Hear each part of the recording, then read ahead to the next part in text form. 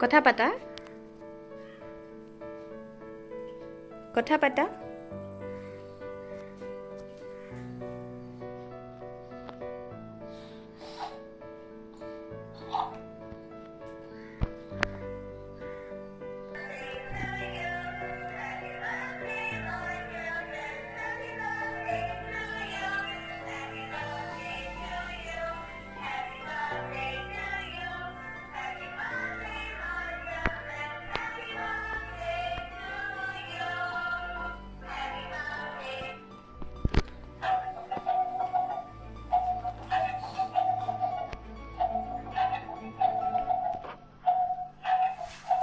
তাই যিহেতু খেলি আছে এই সময়তে মই পাকঘৰত গৈ ৰান্ধি লওঁগৈ।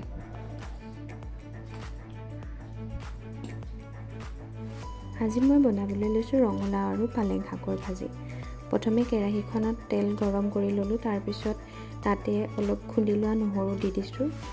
যিহেতু শাকত নহৰু দিলে বেছি ভাল লাগে। তাৰপাছত শাক আৰু ৰঙালাওখিনি মই দি দিছোঁ। সোৱাদ অনুসৰি নিমখ হালধি দিছোঁ। ভালদৰে লৰাই অলপ সময়ৰ বাবে ঢাকি দিম।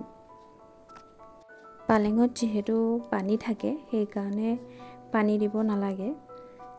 এনেকৈ অলপ সময় ভাজি ল'ম মই। আমাৰ পৰিয়ালটো সৰু যিহেতু সেইকাৰণে মই কমকৈ ৰান্ধিছোঁ। আৰু এয়া মোৰ ভাজি বনাই ৰেডি হৈ গৈছে। এবাৰ এনেকৈ বনাই খাবচোন, সঁচাকৈ বহুত ভাল লাগে খাই। ভিডিঅ'টো কেনে পালে জনাব।